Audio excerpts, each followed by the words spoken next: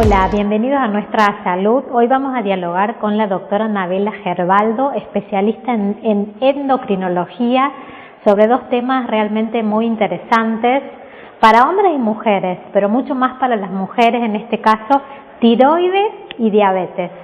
¿Vamos?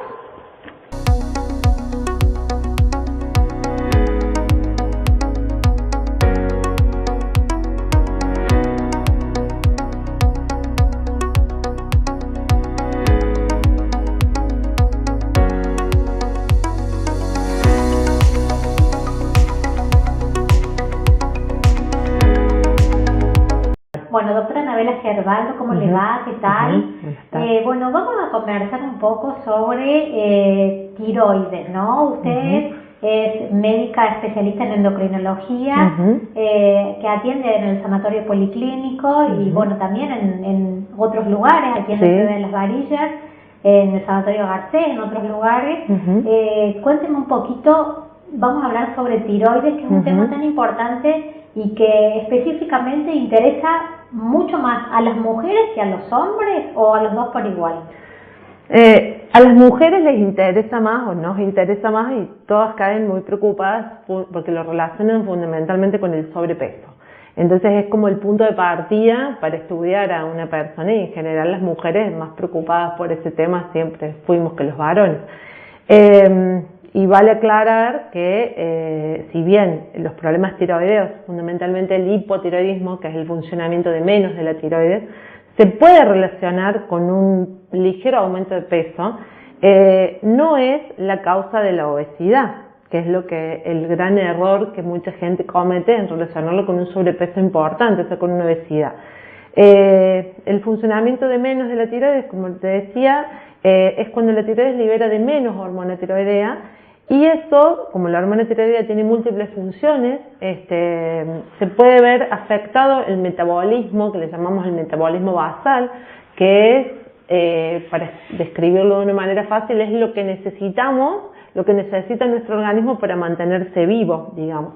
Entonces, ese metabolismo puede verse ligeramente disminuido y gastamos un poco de menos de calorías si la tiroides no está funcionando bien, si funciona de menos, y eso puede llevar a un ligero aumento de peso. Pero cuando tenemos una persona que tiene un sobrepeso importante, una obesidad con muchos kilos de sobrepeso, eso no está relacionado con un problema tiroideo, ¿sí? Podemos aumentar unos kilos si la tiroides no funciona bien, pero si aumentamos muchos kilos es porque no estamos haciendo lo que debemos, es decir, ingiriendo lo que debemos ingerir, comemos de más, no hacemos actividad física y demás. El aumento de peso es uno de los gatillos para estudiar a una persona con problemas de tiroides, pero hay otros síntomas que pueden sucederse si la tiroides funciona de menos, como por ejemplo cansancio, como por ejemplo desgano, a veces caída de cabello, la piel muy seca, y en las mujeres alteraciones del ritmo menstrual. Esos son los síntomas más importantes en el hipotiroidismo. Hipo es para abajo, es el funcionamiento de menos de algo, hipotiroidismo es el funcionamiento de menos de la tiroides, y como contrapartida está el hipertiroidismo, que es el funcionamiento de más de la tiroides. Hiper es mucho, es para arriba, hipertiroidismo es el funcionamiento de más de la tiroides, que son los menos de los casos, un bajo porcentaje de pacientes comparado con el pool general de los que tienen problemas tiroideos tiene hipertiroidismo, pero es algo a lo que también tenemos que prestar atención. Y, por ejemplo, ¿cuáles son los síntomas en este caso que son muy diferentes a los del hipotiroidismo? Muy diferentes, o sea, es todo lo contrario, es decir, puede haber una disminución de peso importante sin causa justificable, es decir, sin un plan alimentario acorde, sin un exceso de actividad física, puede haber una baja de peso importante. Y hay como un aceleramiento de todo, es como el paciente siente lo que si corremos fuerte y paramos de correr, nos sentimos agitados, sentimos los latidos cardíacos, bueno, eso se sienten palpitaciones, se siente un aceleramiento del ritmo cardíaco, se siente un estado de nerviosismo, puede haber sudoración y puede haber, y es algo muy llamativo también, diarrea, porque se aumenta el ritmo intestinal. Y ese es el hipertiroidismo, donde tenemos que frenar la función de la tiroides para que lleguemos a un metabolismo tiroideo normal, y eso se hace con ciertos fármacos, Y como les decía, está el hipotiroidismo, que es lo más común. La mayoría de las personas que tienen problemas tiroideos tienen hipotiroidismo, donde suplantamos con levotiroxina, que es la hormona, que es la famosa T4 en general, que todos conocen. Esa es la levotiroxina, que no es ni siquiera considerado, por decirlo, como un remedio. Es un sustituto de algo que nuestro organismo libera, que es la hormona tiroidea, y que como esa persona tiene afectada la tiroides y funciona de menos, debemos agregar de afuera, aportar, digamos. Doctora, ¿y el hipotiroidismo que usted menciona afecta a las mujeres de qué edades o no hay edad para eso? No hay edad, puede haber hasta hipotiroidismo congénito, es decir, por eso, por ejemplo, a todos los bebés cuando nacen se les hacen distintas pruebas, distintos análisis, se le pincha el taloncito para evaluar casualmente si su función tiroidea está bien, porque puede ser hasta congénito el hipotiroidismo, no es lo más común, pero puede suceder. Y a cualquier edad puede haber afectación de la tiroides.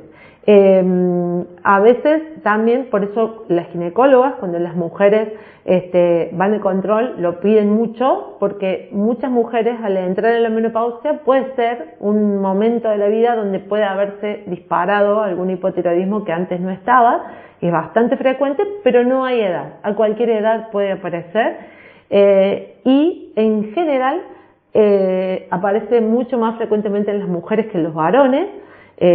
8 mujeres por cada un varón tienen problemas tiroideos, y en general hay antecedentes en la familia. O sea, en general hay alguna causa genética. No quiere decir que porque si mi mamá tiene problemas tiroideos yo sí o sí voy a tener, pero voy a tener más riesgo de padecer un problema tiroideo si tengo algún antecedente en la familia. Y es lo más común, que dentro de la misma familia haya varias personas con enfermedad tiroidea.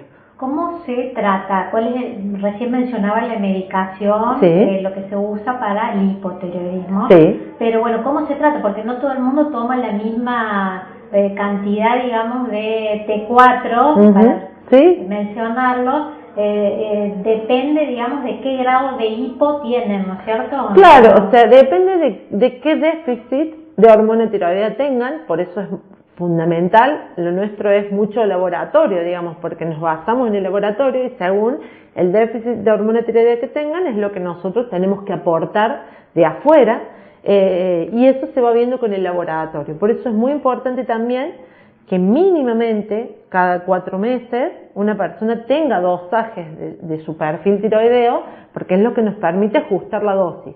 Hay gente que se pasa un año sin hacerse un control y eso no permite ajustar la dosis. Entonces, nuestra tiroides en condiciones de normalidad a veces libera más hormona tiroidea, a veces libera menos, porque es un mecanismo regulatorio. Por ejemplo, en invierno se necesita más hormona tiroidea. Una de las funciones de la hormona tiroidea es mantener la temperatura corporal. Entonces, los seres humanos debemos mantener aproximadamente 37 grados de temperatura, y para mantener esos 37 en invierno, el organismo utiliza más cosas de las que usa en verano. Dentro de esas cosas está la hormona tiroidea. Entonces, en muchas personas que toman hormona tiroidea en invierno debemos darle más dosis, y en otras no. Eso es relativo. Cada persona necesita una dosis X, no porque mi tía toma 100, yo tomo 100, o porque toma 150, yo tomo 150. La hormona tiroidea viene desde 25 milicentigramos hasta 200, una amplia gama de posibilidades, y tenemos una amplia gama de posibilidades de dar medios comprimidos, medias dosis, depende, y la dosis es la que cada persona necesita y se ve con el laboratorio. Y, por ejemplo, ¿se puede prevenir o no, digamos? O, bueno, es algo, como decías recién, hereditario en muchos casos, y en otros que no, pero bueno, digamos, ¿por qué hay personas que tienen este déficit? Porque como muchas otras cosas, hay una base genética que nos predispone. Por eso es lo que comentábamos, que es muy frecuente que haya varios casos dentro de la misma familia, porque tienen una genética que predispone a una alteración tiroidea.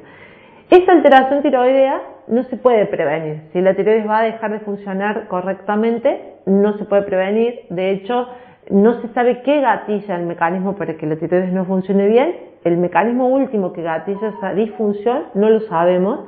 Sí sabemos que por una cuestión genética hay ciertos genes que favorecen, y a su vez hay algún grado de un grado importante, no algún grado, sino un grado importante de autoinmunidad. Es decir, nuestro organismo reconoce nuestros órganos como propios. Y cuando, por ejemplo, escuchamos que alguien recibe un trasplante, rechazó el órgano trasplantado, eso se hace a través de anticuerpos, porque el organismo desconoce algo que no le es propio.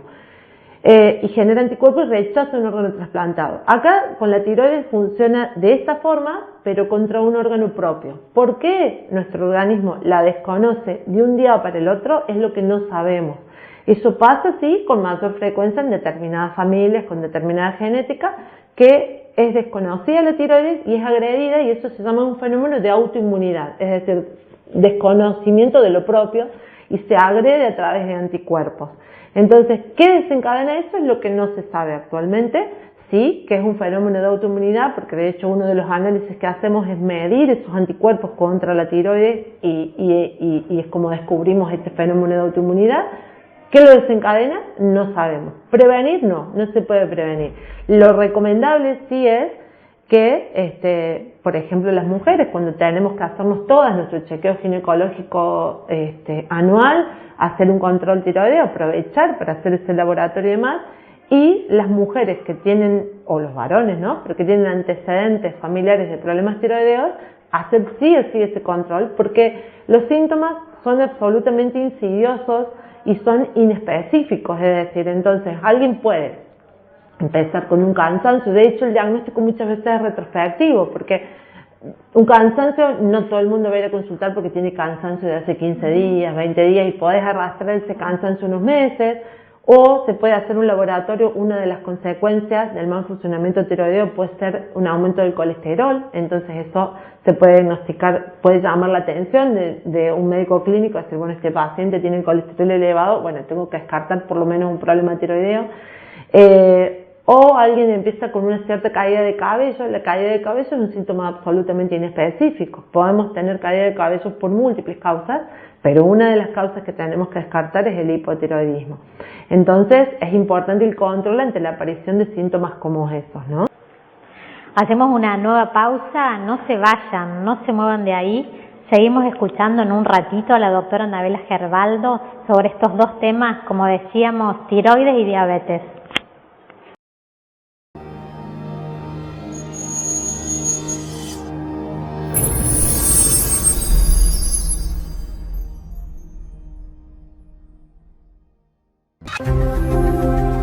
El corazón de la salud que late en una región.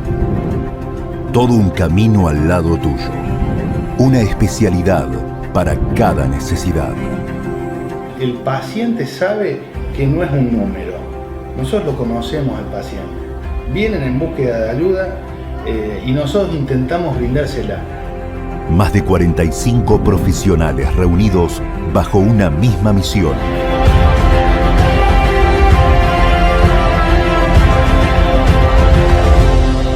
Sanatorio Policlínico. Latiendo por el bienestar de nuestros pacientes.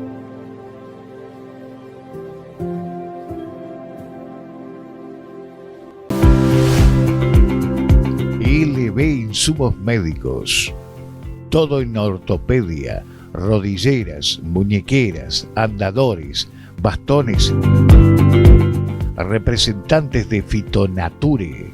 Productos electromédicos como nebulizadores, tensiómetros, oxímetros, alquiler de muletas, bastones, inmovilizadores de rodilla y botas. Realizamos plantillas a medida de cada paciente con kinesiólogo cada 15 días.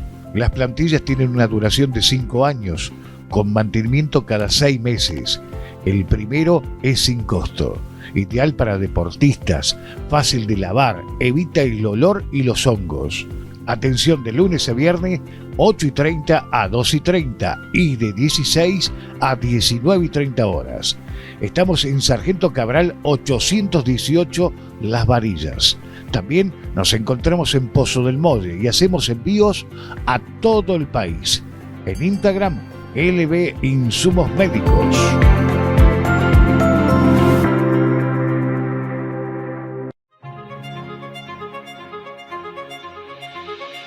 30 años no son 360 meses, ni 10.950 días. Para nosotros, 30 años son más de 350 kilómetros conectados a través de 4 filiales. Son 4.580 socios y amigos. Son 87.300 anhelos concretados. 30 años es el kiosco de Dora y Rosy, el emprendimiento de David, los camiones de Adrián, el trabajo de este equipo. 30 años es el hogar de Jorge y su familia, y también son las ilusiones de todos ellos. 30 años no son días, ni meses. 30 años es la garantía de que podemos ayudarte a alcanzar tus sueños. Mutual Unión, con el compromiso de siempre. Desde Grupo Almafuerte queremos invitarlos al primer gran show musical. Se realizará el sábado 26 de noviembre en el Salón ACO y vos no te lo podés perder. Jesús, Fefu Sarmiento y su banda. Los Alpa, María Elena Ferreira, Anhelos. Y el show exclusivo de Destino San Javier. Un evento único que no te vas a querer perder. Yo me vengo a enamorar. Las entradas ya están a la venta. Las podés adquirir en Secretaría del Club, en la Mutual Almafuerte Casa Central y sus filiales. Podés pagar con tarjeta Mutual Almafuerte en 3 y 6 cuotas sin interés. El sábado 26 te esperamos. Y no te puedo olvidar. La autovía al Valle de Calamuchita avanza. El gobierno de Córdoba trabaja en 4 frentes de obra para la construcción de la autovía alternativa Ruta 5.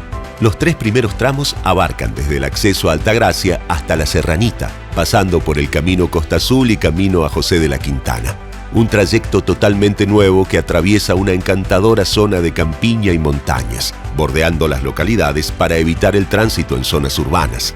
El 4.º tramo se está ejecutando sobre la autovía existente y llegará hasta Villa Ciudad de América. En esta etapa, la ruta continúa en la montaña y ofrece una estimulante vista de las serranías para deleite de los numerosos turistas que la recorren. Esta obra incluye 2 carriles por mano, separados por amplios canteros, a los que se suman nuevos puentes y rotondas, cruces seguros sobre arroyos de gran belleza, mejores accesos a localidades, potente iluminación y espacios que combinan el valle con las sierras. La nueva autovía alternativa Ruta 5 es la solución definitiva a un viejo problema de tránsito. Esta obra aumentará la seguridad vial y permitirá disfrutar en plenitud la belleza del circuito turístico serrano. Gobierno de la provincia de Córdoba. Entre todos, hacemos.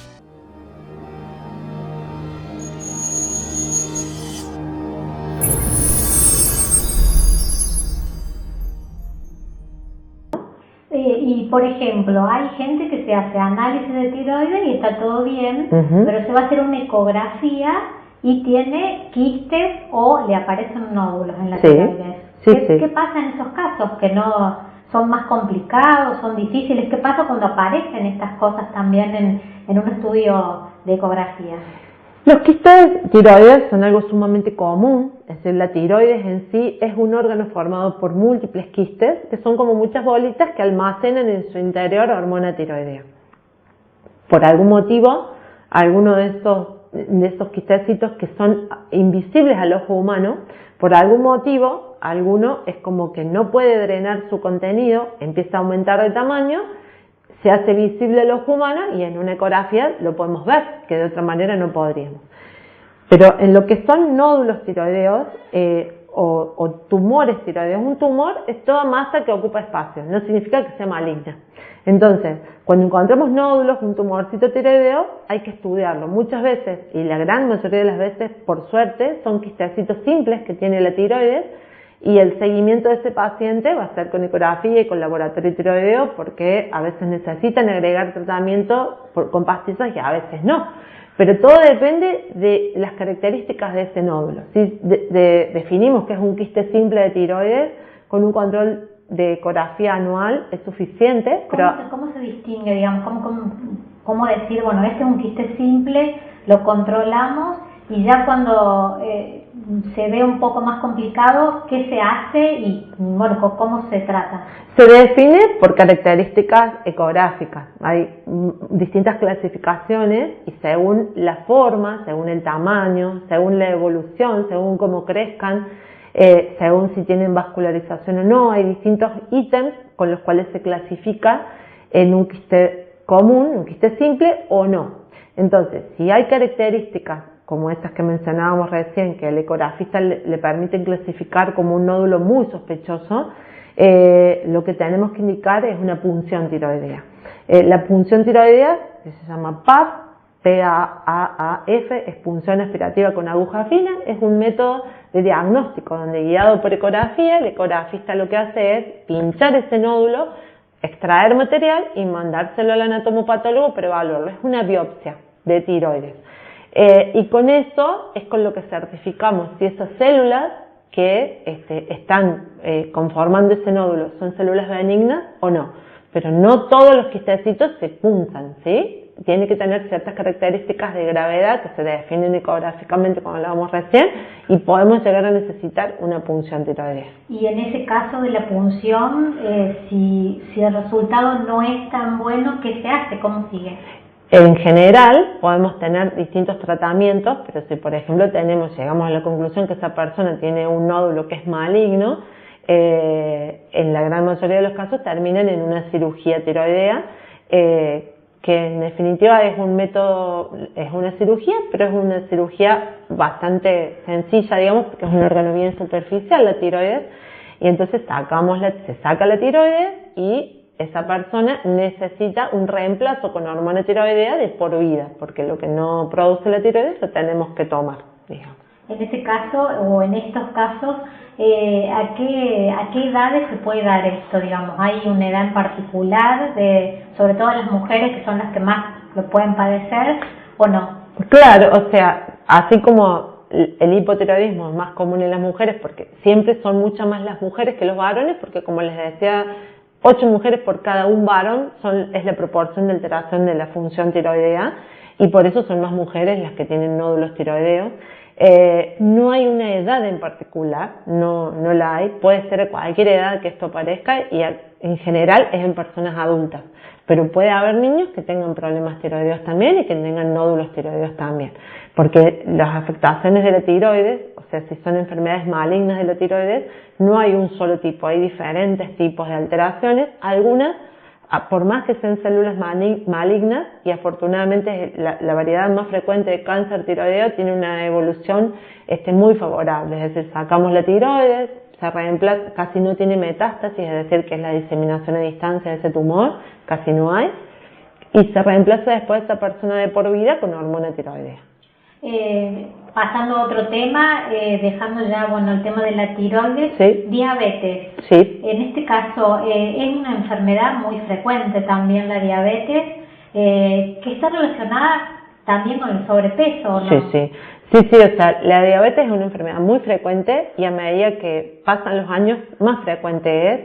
Hoy tenemos más o menos, redondeando, un 10% de la población de cualquier lugar, de cualquier localidad, tiene diabetes, aunque no lo sepa, ¿sí? Hace unos años, no tantos años, pero a lo mejor 15 años atrás era el 7%. Hoy en día es el 10%. Y a medida que vamos progresando con respecto a las tecnologías y vamos teniendo más hábitos sedentarios, lamentablemente es lo que pasa, esto se espera que con los años vaya aumentando más el porcentaje de diabetes. Como les decía, el 10% de la población, aunque no lo sepa, y la gran mayoría de los pacientes con diabetes son diabéticos tipo 2. O sea, la diabetes tiene distintas clasificaciones, o sea, podemos encontrar distintos tipos de diabetes. Más del 90% es diabetes tipo 2, que es la diabetes que se diagnostica en la edad adulta, y el gran porcentaje de esos pacientes está asociado con el sobrepeso y la obesidad. Y tenemos diabetes tipo 1, que es donde la persona de un día para el otro presenta diabetes, porque ese páncreas, que es el órgano que tenemos y que produce la hormona insulina, de un día para el otro deja de producir insulina, entonces el azúcar empieza a aumentar, porque la insulina lo que hace es hacer que nuestras células, que nuestros órganos puedan usar el azúcar, y si la insulina no está, ese azúcar no se puede usar, y por eso aparecen ciertos síntomas que los diabéticos tipo 1 aparecen de un día para el otro y en general son niños o adolescentes y necesitan insulina de un día para el otro sí o sí como tratamiento para tener un buen progreso en su enfermedad. Sí o sí necesitan insulina y hasta para vivir, es decir, un diabético antes de la aparición de la insulina, un diabético no podía vivir porque no existía tratamiento. Afortunadamente eso cambió muchísimo, pero esos son los diabéticos tipo 1, es decir, los que necesitan insulina de un día para el otro y que en general son niños o adolescentes.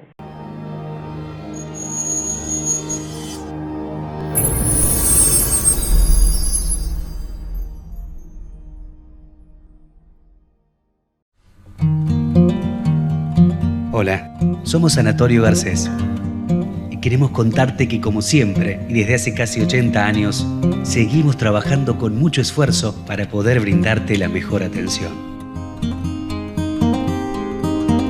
Trabajamos junto a un equipo de salud integrado por médicos, enfermeros, nutricionistas, kinesiólogos, psicólogos, que todos los días se esfuerzan para mejorar tu calidad de vida y la de tu familia.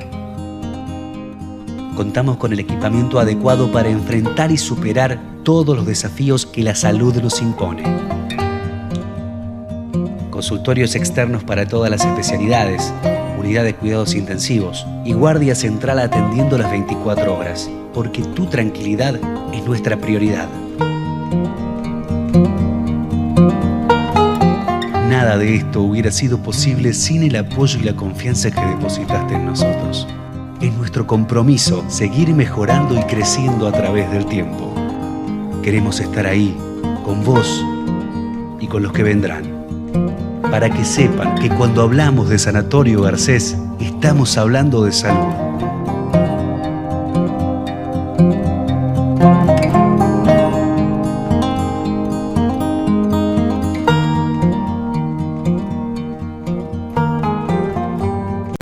Cuando transitas un embarazo, comienza una etapa especial, en la que es necesario saber que el gobierno de la provincia de Córdoba estará a tu lado, acompañándote para garantizar tus derechos.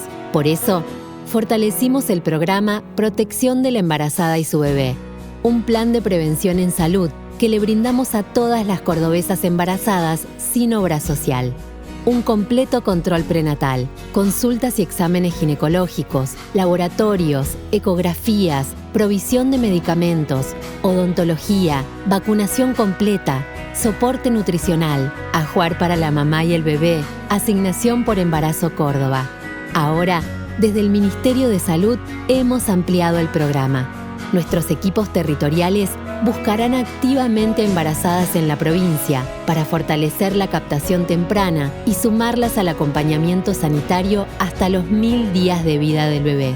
Además, aumentamos la ayuda económica, triplicando la asignación provincial por embarazo. Ahora te otorgamos 10.000 pesos por trimestre de gestación en lugar del monto único anterior. Programa Protección de la Embarazada y su Bebé. Ministerio de Salud. Gobierno de la provincia de Córdoba. Desde Grupo Almafuerte queremos invitarlos al primer gran show musical. Se realizará el sábado 26 de noviembre en el Salón ACO y vos no te lo podés perder. Jesús Fefu Sarmiento y su banda. Los Alpa, María Elena Ferreira, Anhelos. Y el show exclusivo de Destino San Javier. Un evento único que no te vas a querer perder. Yo me vengo a enamorar. Las entradas ya están a la venta. Las podés adquirir en Secretaría del Club, en la Mutual Almafuerte Casa Central y sus filiales. Podés pagar con tarjeta Mutual Almafuerte en 3 y 6 cuotas sin interés. El sábado 26 te esperamos. No te puedo olvidar.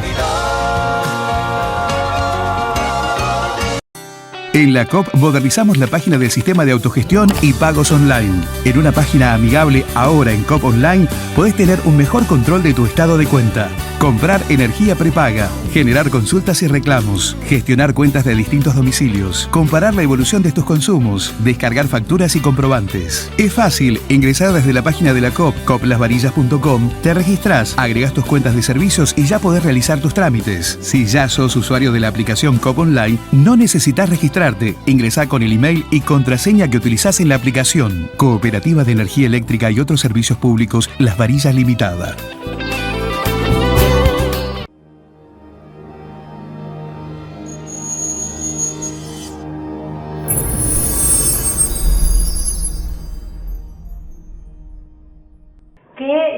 Vemos comúnmente, ¿no? Que tienen, ya se concientizan a sí mismos y llevan consigo la insulina y se la colocan ellos mismos, ¿no? Digamos, ¿cómo es el procedimiento? ¿Cómo se le dice a un niño o un adolescente, bueno, necesitas la insulina para desarrollar tu vida? ¿Cómo se hace para que ese chico, bueno, adquiera el hábito, ¿no? De llevarla consigo y demás?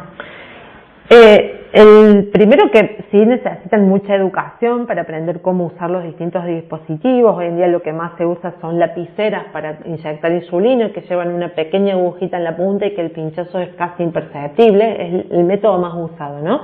Pero la persona, ese paciente, ese niño, que obviamente por ser niño está acompañado de sus padres o de sus responsables, o los adolescentes, pueden descompensarse de una manera importante y se compensan muy bien usando insulina. Entonces, al desaparecer los síntomas, eso ayuda mucho. Después, en los niños y en los adolescentes tenemos mucho la etapa de la rebeldía, la etapa de que el crecimiento genera, como todos sabemos, durante las etapas de la adolescencia tenemos mucha hormona de crecimiento dando vuelta y eso genera descontrol en lo que es la glucosa también, pero se trabaja mucho con los chicos con la educación diabetológica, ¿no?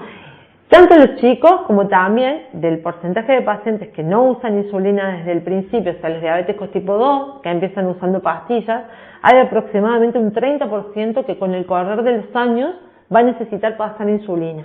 ¿Sí? No es el mismo caso que los que usan insulina desde un día para el otro, porque a veces uno hace un esquema diferente, pero 30% van a necesitar usar insulina.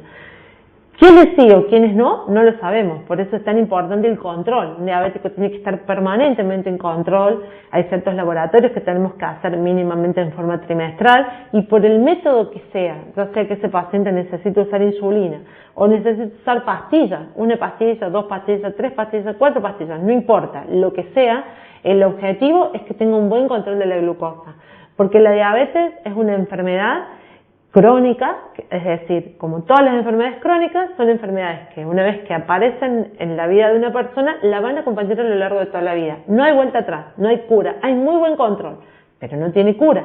Entonces necesitamos un muy buen control.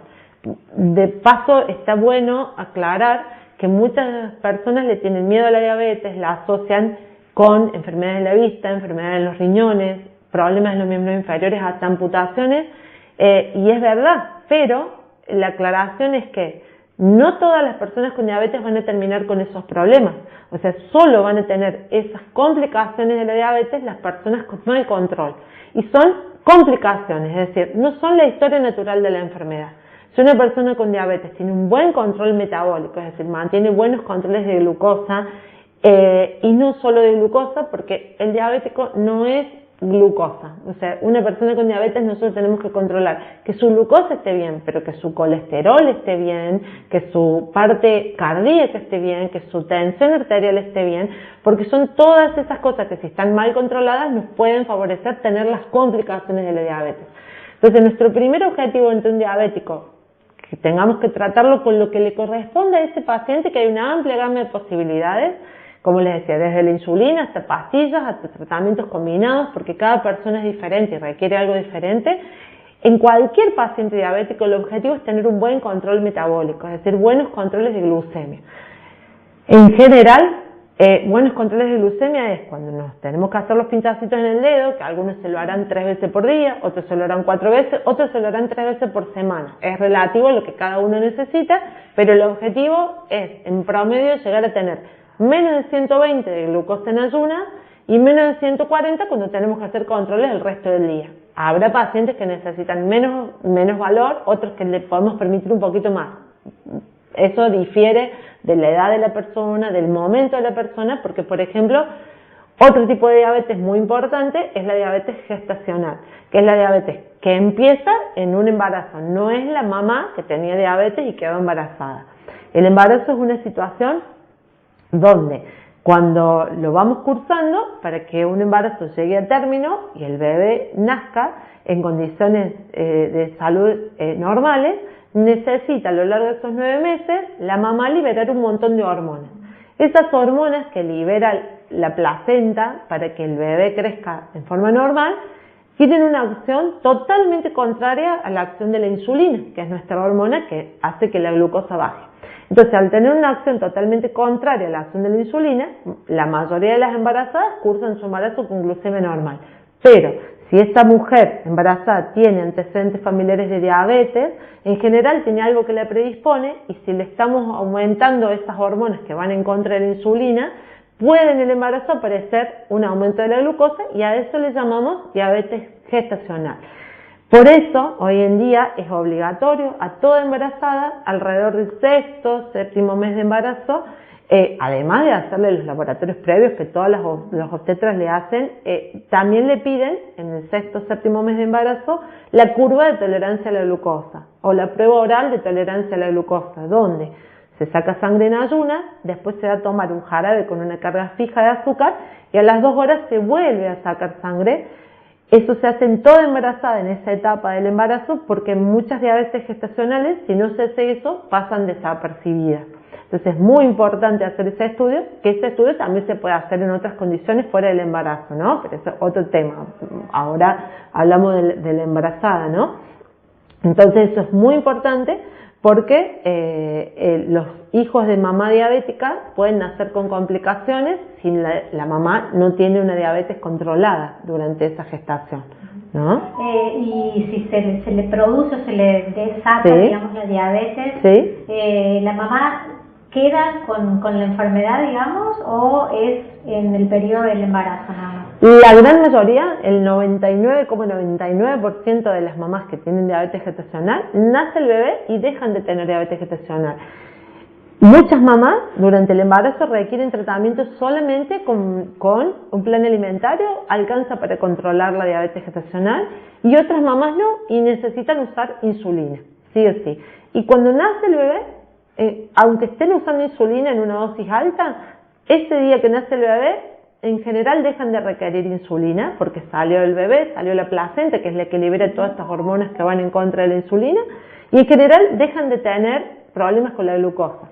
Pero a las 6 semanas de vida del bebé hay que hacer de nuevo esta curva de tolerancia a la glucosa, esto de tomar el jarabe con azúcar, porque le llamamos reclasificar a la mamá.